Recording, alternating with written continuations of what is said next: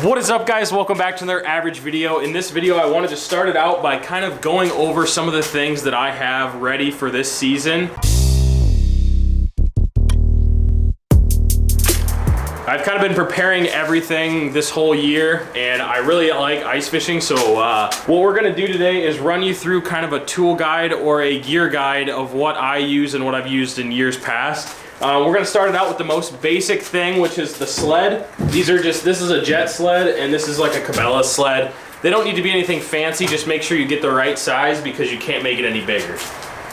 Next, what I'm gonna tell you is this has been the best purchase lately that I've made. This is a auger from Clam. It actually attaches basically a drill to the end of it. And if you don't have a drill, this probably wouldn't be the best option, but I really like it just because then I bought a drill for it as well, and I can use that drill for other options, and then that just fits on here. I have not ran out of battery power. I've not been able to drill enough holes to run out of battery for the Milwaukee drill, so that has been a good thing. The only thing that I don't like is it came with a 6-inch blade. I want to size it up to about an 8, and I'm not sure if the drill will be able to handle it, but to get northerns, different things like that, I wanted to size it up to an 8.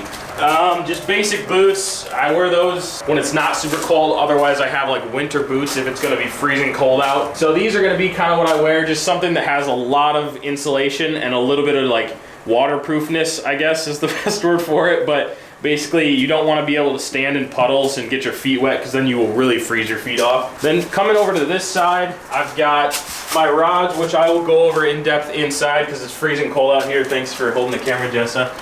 Stove that I'm going to be doing some catch and cooks on. Just your basic Coleman, I think is what that is. This is the Milwaukee drill. You guys have seen that in past videos. It's the M18 Fuel.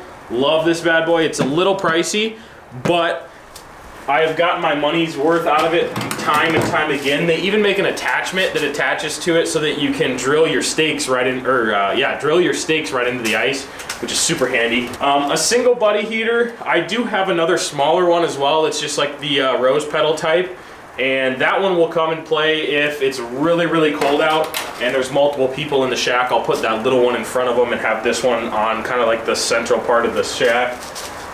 Just your basic stools, that doesn't really matter. Yeah, so I think that's everything. We're gonna head on upstairs. I'm gonna show you rods, tackle, stuff like that, fish finder, and we'll jump to that upstairs. So follow me upstairs. Alrighty, so I'm back in the office here upstairs, and I'm gonna start out by doing a couple rods that I have not in the rod case quite yet. This one is a 27-inch medium light by Clam. And that one's just gonna be, I think, my main walleye rod. I like the sensitivity on the tip, so it'll stay pinned when they do their head shakes and whatnot, but then the rest has a little bit of a backbone in it to kind of fight them. I wouldn't probably use this if I was gonna go to like Lake of the Woods or somewhere where there's possibly gonna be 28-inch walleyes, 30-inch walleyes. This is gonna be ripping 14s, 18-inch, probably 20-inch walleyes. You're not gonna, I mean, there's not like that much strength that it is going to be able to handle those big, big fish. This one is using my dead stick. Kind of the same story, only it's only a 24-inch. The reason I have it as a 24, I just wanted it a little bit smaller to kind of sit next to me, kind of keep together. And this way it's kind of an all-around rod. If I did catch a pike on this, it probably would handle it, but not the best. So not trying to catch pike, but this one's gonna sit with just a little small minnow on it, slip bobber, and just sit there and work as like a dead stick, basically. All right, now we're gonna get out the new case I just got. I showed this to you guys in a couple videos ago, I think, but I just got this from Cabela's on sale for like 25 bucks, I think. So not a bad deal, I'd say. Let's open her up here. All right, this rod right here is, I think this one's a 27 as well. This one is going to have a little more backbone to it. This one is pretty solid. It's not a super flexible tip. It's kind of solid through the whole thing. I think it's just a medium light, maybe a medium, made by Shakespeare. This one's actually Jessa's rod, so this is what she's gonna be rocking. The reason I set her up with something like this was if that pike did take it, if that big walleye, you know, even all the way down to like a crappie, she's gonna be able to feel it on a smaller rod like this, but yet still have the strength and whatnot if she was to hook up with something like a pike or something like that. And I've got the dinner bell tipped on there. This is one of my new rods. This is a 13 fishing rod. This one's a 26 inch. Same story. It's kind of got that bendy tip. This one is probably if we were going to be doing some bigger crappie fishing, walleye fishing again, trout, anything like that. This one's going to be an all-around good rod for that. And then lastly, we have a Shields Outdoors rod. This one is a really light one, so this one's going to be majority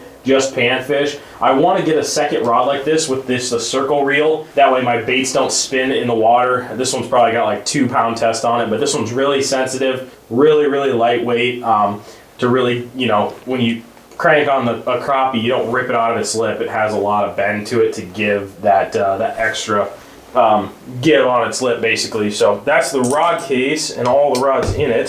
Alrighty, next on the list is my tackle box. This is my small ice fishing box. There's nothing but ice fishing lures in here. I like to keep it separate from all of my other stuff just because it would get like a mess if I had other things in here as well. We'll start out with my plastics box.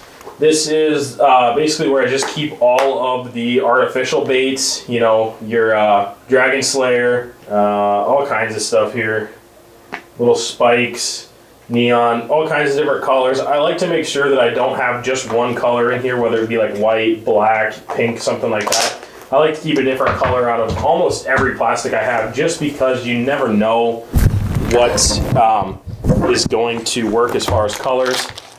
This one here is mainly like a jig box, or this is like a lure box. I've got some shed wraps, some Euro tackle stuff, Wally Talkers up here from Lindy Rig, some spoons, some other Euro tackle stuff, just normal jigs. Just kind of an assortment of stuff there. This is what I'm usually digging into when I go out fishing or whatnot. This is my new clam setup with you guys have seen this before. This one is just full of different jigs and stuff like that. This one usually I slip in my pocket as well on my overalls to run around with and stuff like that. This one is kind of empty. I've got a couple leaders in there, and then the rest are sinkers and swivels. So I got to kind of fill that one up here soon. And then one more that is completely empty. I think I'm going to start putting Tikka minnows and like jigging wraps and stuff in this one, and then leaving more areas for spoons and everything else in that other one that I showed you earlier. So that's it for tackle. Next, I just want to talk a little bit about line that I use. Like I said before, I always go with Suffix, and I mean, you can go with literally anything, but Suffix always seems to be the brand that comes up. It's a little more pricey, but when it comes to catching that fish of a lifetime, you would not want to, you would definitely spend the money every single time if it came down to $4 more for the fish of a lifetime or breaking it off. So that's kind of my thought on that. But yeah, there's multiple other line brands out there that make amazing line. You know, Clam makes their own, all kinds of stuff. So you don't have to stick with that one. That's just the one I prefer to use. I guess last but not least on the list, I do have a camera as well, but it's not a great one. I would not really recommend it to anyone. But my Garmin Striker, I would recommend this to pretty much anyone that's trying to get into ice fishing or even like kayak fishing on a budget. This has been with me for probably 2 or 3 years now, and I love it. I know a lot of guys rock Vexilars, or they rock like a big Humminbird unit or something like that. Markham has like a Vexilar unit, stuff like that. That's basically just kind of like analog almost. I think they might be digital now, but they used to be just like analog where it was just lights that would flash. And Vexilars are an amazing thing. They changed the game when they first came onto the scene, and they still work amazing. But what I like about this is I can use the Garmin unit for any specific thing I want, as far as whether it's ice fishing or kayak fishing. You can even connect it to like your kayak with a transducer off the side of the kayak itself. Maps, all kinds of different things. And one thing I did find too was when we were in Lake of the Woods, it seemed like if we had multiple Vexilars going, everybody's Vexilar was kind of messed up. But if mine was in the hole and everybody else's Vexilar was on, it didn't seem to have much interference compared to how much interference the Vexilars had. I'm not really sure why this happened. I'd be very interested if you guys have ever had that happen to you before.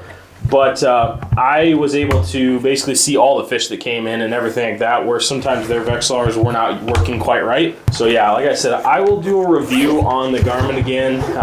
I get a lot of questions about it because I made a video a long time ago, and I'm going to do a review. My buddy just bought a Panoptix, I believe, so I think I'm going to do kind of a comparison between those two. Maybe we could see who can catch more fish or something like that sort, to kind of compare using this to using something like more advanced or even just a normal Vexilar. So alrighty guys, well, I think that does it for this video. I kind of wanted to just kind of run through some of the stuff that I use. If you guys are trying to get into fishing or already are and just are curious on what other people are running, that is basically what I have. I also have the Clam C550, 560 ice shelter. It's an ice hub, so it's not a flip over, insulated, and I love it. It's a little heavy to get out there and it's a little awkward, but if you have a big enough sled and you can carry the weight, that is an amazing option. For my filming purposes, I have to have a hub. If I had a flip over, I just wouldn't be able to get the angles that I want in my ice shelter. So that's why I went with the hub style, and just gonna have to deal with it. But for the price and for how much comfort and like ease of use it is, I love them. So I did a review on that as well. If you guys wanted to see that, I'll try to link that below as well. So thank you guys for watching. I hope this gave you some ideas or was interesting. We will see you guys tomorrow. I'm not sure what I'm doing for tomorrow's video, but we will check it out. Oh, I think I'm gonna check ice to see if there's any ice. I'm in the Ankeny area right now, so if there's ice here, there's definitely ice other places in Iowa. So stay with me, stay tuned, and we'll see you in the next one. Peace.